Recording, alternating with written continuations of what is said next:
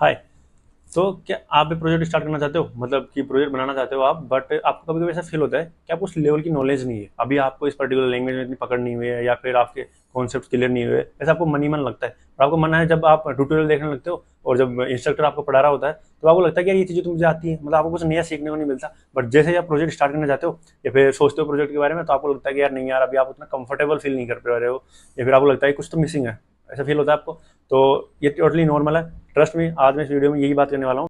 वो हर टॉपिक, अगर इन टॉपिक्स में से आपको पूरे आते हैं तो आपको बिल्कुल सोचने की जरूरत नहीं है, आपको नहीं आता है आप प्रोजेक्ट स्टार्ट कर सकते हो। एंड आपको बिल्कुल ऐसा नहीं होगा कि प्रोजेक्ट में कहीं पे भी आप अटकोगे नहीं, बेसिकली कि आपको कुछ कॉन्सेप्ट की वजह से अटके हो। Okay, so let's start. ये वो टॉपिक्स हैं। सबसे पहले तो बेसिक सेंटेक्स। अब यहाँ पे मैं सेंटेक्स जो लिखने वाला था, एंड बेसिक सेटअप की बात कर रहा हूँ मैं यहाँ पे। बेसिक सेटअप में क्या क्या होता है आपको पर्टिकुलर, जैसे मान लो कुछ एग्जांपल लेके चलते हैं जावास्क्रिप्ट का। तो इसमें आपको क्या क्या चाहिए, एक ब्राउजर और एक आपका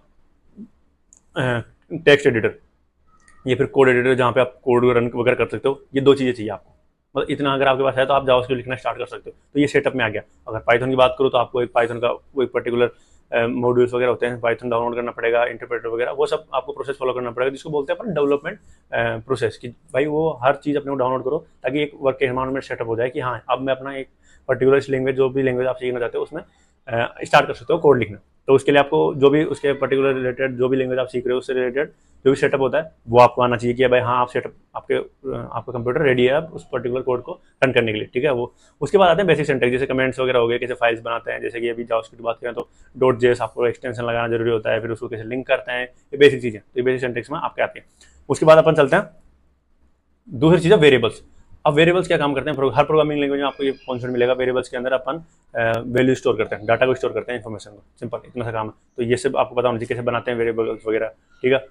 एंड उसके बाद है अपना डाटा टाइप्स, कि किस टाइप के डाटा के साथ अपन डील कर रहे हैं। अब डाटा टाइप्स की जरूरत क्यों पड़ती है, क्योंकि सोच के देखो, आपको मैं ऐसे बोल दूं कि 5 + अजय, तो आप क्या बोलोगे कि it doesn't make sense, right. क्योंकि 5 + अजय क्या है, मतलब आपको रियल वर्ल्ड में अपन बोलेंगे भाई इसका क्या करना है, क्योंकि अपने को पता है कि प्लस नंबर्स को होता है, राइट।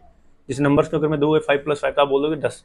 क्यों, क्योंकि आपको पता है कि नंबर्स के बीच अगर प्लस लग रहा है तो इसको जोड़ना है, बेसिकली ये रिप्रेजेंट कर रहा है प्लस साइन, कि भाई जोड़ दो लेफ्ट साइड को राइट साइड को।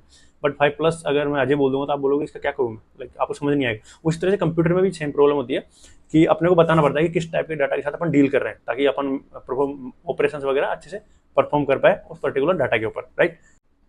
फिर आते हैं उसके बाद ऑपरेटर्स। अब ऑपरेटर्स की जरूरत क्या पड़ती है, वही आपको मैथमेटिक्स कुछ ऑपरेशन परफॉर्म करने हैं तो आपको अर्थमेटिक ऑपरेटर की जरूरत पड़ेगी, प्लस माइनस साइन, इन सब की जरूरत पड़ेगी। एंड क्योंकि ये स्पेशल सिंबल्स होते हैं जो कि ऑपरेशन परफॉर्म करने का काम आते हैं डाटा के ऊपर, सिंपल ऑपरेटर्स का पॉइंट ये होता है। बट किस टाइप के होते हैं, जैसे कि अभी बात कर लो अर्थमेटिक ऑपरेटर्स में आते हैं प्लस माइनस डिवाइड ये वगैरह आते हैं। फिर अपने ग्रेटर देन कंडीशन चेक करने के लिए कि भाई पर्टिकुलर कंडीशन सच है, ट्रू है फॉल्स अगर जनरेट करना है अपने को, कि भाई एक एज है वो एज इज ग्रेटर देन 50 और less than 20, something like that, कुछ भी आपको क्रिएट करना है तो आप ऑपरेटर के थ्रू जनरेट कर सकते हो। इसमें बहुत सारे टाइप के ऑपरेटर्स होते हैं, तो अच्छे से इसके बारे में पढ़ो तो ये आपको तब समझ में आएगा। फिर उसके बाद आता है अपना इफ एल्स स्टेटमेंट। अब कुछ पर्टिकुलर पीस ऑफ कोड आपको रन करना है, कुछ कंडीशन ट्रू हो तब, अगर ये आपको चाहिए अपने प्रोग्राम के अंदर कि भाई मुझे कंप्यूटर को इंस्ट्रक्शन देना है, बट उसमें मैं चाहता हूँ कि जैसे मान लो फेल और पास का कुछ है, आप ग्रेड सिस्टम कुछ बना रहे हो, तो उसमें चाहते हो कि अगर पर्टिकुलर नंबर आ जाए उसके स्टूडेंट के, तो उसके बेस पर ये कोड चले, अदरवाइज ये कोड चले, एक साथ पूरा कोड नहीं चले, बस ये एक पीस ऑफ कोड चले, कुछ कंडीशन ट्रू होने पर बात, ठीक है। तो वहाँ आपके इफ एल्स कंडीशन काम आती है, मतलब स्टेटमेंट। फिर आते हैं लूप्स। लूप्स नाम से समझ में आ रहा होगा कि किसी चीज़ को इटरेट करने के लिए, मतलब बार बार अपने को किसी पीस ऑफ कोड को रन करना है और अपन चाहते हैं फाइनाइट टाइम तक रन हो, तो वो लूप्स के थ्रू कर सकते हैं अपन। तो आप लूप्स के बारे में पढ़ोगे तो उसमें आप लूप्स क्लियर हो जाएंगे, एरे के ऊपर लूप चला रहे हो या फिर जो भी आपको पर्टिकुलर उस पर चलाना हो, तो लूप का काम आपको अच्छे से समझ में आएगा। फिर उसके बाद आता है डाटा स्ट्रक्चर। अब देखो, एक प्रोग्रामर का मैक्सिमम काम यही होता है कि डाटा को कैसे स्ट्रक्चर कर रखा है तुमने अपने सॉफ्टवेयर के अंदर, अपने प्रोग्राम के अंदर, बेसिकली, क्योंकि सबसे बड़ा काम ही यही है कि डाटा को कैसे स्ट्रक्चर करोगे, क्योंकि आपके पास इन्फॉर्मेशन आएगी रो फॉर्म में ज़्यादातर 90 मैक्सिमम टाइम। तो आपको क्या करना है, उस डाटा को अपने प्रोग्राम में इस तरह से स्टोर करना है ताकि आप अच्छे से मैनिपुलेट कर पाओ। एक एक्रोनिम होता है CRUD, CRUD, create read update delete, ये करके होता है। तो इसको आप अच्छे से ये ऑपरेशन से अच्छे से परफॉर्म कर पाओ और इफेक्टिवली, जिसमें टाइम भी कम लगे एंड मेमोरी भी कम यूज हो, क्योंकि ये दोनों ही कंसेप्ट अपने को ध्यान में रखने पड़ते हैं। तो वहाँ पे आप डाटा स्ट्रक्चर के बारे में पढ़ो, मेनली एरे, ऑब्जेक्ट्स, मैप और सेट्स। अब एरे क्या होता है, लिस्ट ऑफ कलेक्शंस, मतलब जिसमें मल्टीपल वैल्यू स्टोर कर सके, ये भी एक तरह से वेरिएबल्स होते हैं उन्हीं को, बट इसमें बस अपन मल्टीपल वैल्यू स्टोर करते हैं। ऑब्जेक्ट्स, अब देखो जावास्क्रिप्ट में ऑब्जेक्ट्स होते हैं, बट आप पाइथन में जाओगे तो डिक्शनरी होती है, बट आइडिया सेम है, की वैल्यू पेस्ट का स्टोर करना है, तो वहाँ पे अपन ऑब्जेक्ट्स आ जाएंगे। फिर मैप सेट्स ही होते हैं, तो आप पढ़ सकते हो उनके बारे में थोड़ा बहुत, तो आप थोड़ा बहुत आइडिया इनके बारे में लो अगर ये आपको पता है। फिर आते हैं उसके बाद में अपना फंक्शंस एंड स्कोप।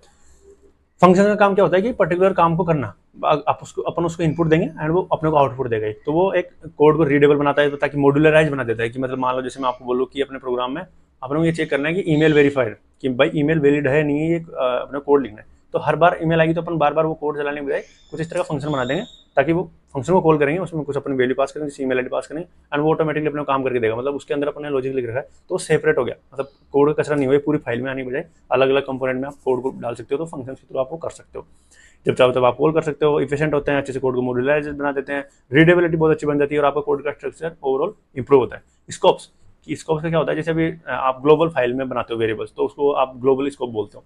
बट अगर मान लो फंक्शन के अंदर वो वेरिएबल बनाओगे तो उसको आप बाहर एक्सेस नहीं कर सकते, फंक्शन के बाहर एक्सेस नहीं कर सकते।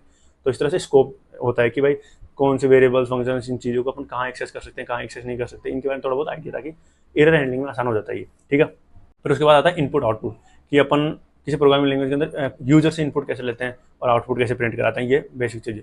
जैसे मान लो जावास्क्रिप्ट के अंदर तो अपन कंसोल लॉग के थ्रू तो अपन वो कराते हैं, प्रिंट कराते हैं, मतलब आउटपुट को प्रिंट कराते हैं अपन। और इसमें होता है मतलब प्रॉम्प्ट वगैरह, इनके थ्रू अपन लेते हैं इनपुट, मतलब यूजर से, मतलब यूजर के सामने प्रोफाइल खुल जाता है, वो इनपुट डालता है, फिर यूजर से इनपुट लेता है। तो बेसिक उसके बारे में आपको आइडिया होना चाहिए।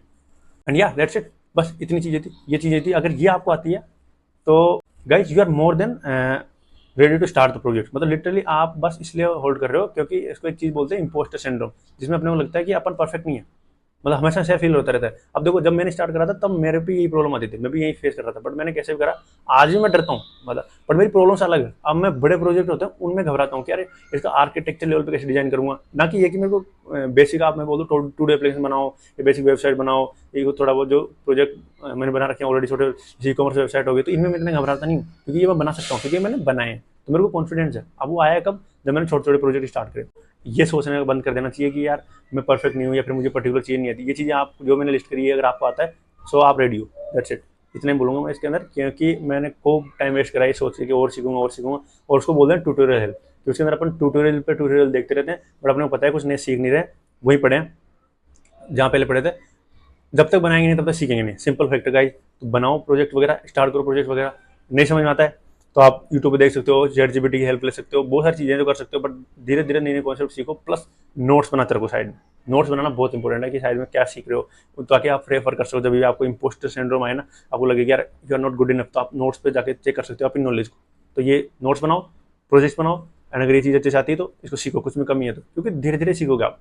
तो आप भी अगर आपको ये चीज़ें पता है तो आप लोग प्लीज़ स्टार्ट करो प्रोजेक्ट बनाना। एंड आप जो भी चाहते हो प्रोजेक्ट बनाना चाहते हो कि अब मैं कुछ प्रोजेक्ट बनाऊँ, तो आप कमेंट में लिख सकते हो। अदरवाइज या तो आई होप कि आप लोग ट्राई करोगे प्रोजेक्ट बनाना इस वीडियो के बाद में। एंड बस ये गाइस, देखो आज के टाइम पर ये हो गया है कि कॉम्पिटिशन इतना हाई हो गया ना कि अपन चाहते हैं कुछ ग्राउंड ब्रेकिंग बनाए, मतलब अपने आइडिया दिमाग में ये भर दिया गया है कि कुछ ग्राउंड ब्रेकिंग प्रोजेक्ट होगा ना तो ही रिज्यूमे में डालूंगा। बट पॉइंट वो नहीं है, अपना काम होना चाहिए डेली। अभी जो करंट मार्केट चल रहा है उस हिसाब से कि डेली कुछ ना कुछ नया सीखना, अपने आप को थोड़ा थोड़ा पुश करना, और तभी कर पाओगे आप जब आप स्टार्ट करोगे, एक्शन लोगे। अदरवाइज नहीं, वहीं के वहीं रह जाओगे। क्योंकि एक होता है थ्योरेटिकल नॉलेज होना, आप कितना सीख लोगे फंक्शन क्या होता है, ठीक है आपको पता है फंक्शन कैसे बनते हैं, कैसे यूज होते हैं, जब तक आप उनको यूज करके कुछ बनाओगे नहीं तब तक पॉइंट नहीं। और ये भूल जाओगे आप भी कुछ नया एक ग्राउंड ब्रेकिंग चीज़ बनाओ तभी उसकी कोई वैल्यू है, ऐसा नहीं है। आप छोटे छोटे एप्लीकेशन बनाओगे ना उनकी भी वैल्यू है, मतलब आपको एक कॉन्फिडेंस देती है अंदर से, आप इंटरव्यू में बोल पाओगे, आपको एक नया तरीके से सीखने को मिलेगा कि यार ये पर्टिकुलर चीज़ ऐसे भी काम करती है। और धीरे धीरे सीखो, एक एक स्टेप लो धीरे धीरे, एंड थोड़ा थोड़ा टाइम फिक्स करो, एंड धीरे धीरे उस चीज़ पे टाइम काम करते रहो, एंड आप देखना सच में बहुत अच्छे प्रोजेक्ट भी आगे टाइम पे बनाओगे। सो या दैट्स इट, आई होप इस वीडियो ने आपकी थोड़ी बहुत हेल्प करी हो mentally. And yes, thank you so much.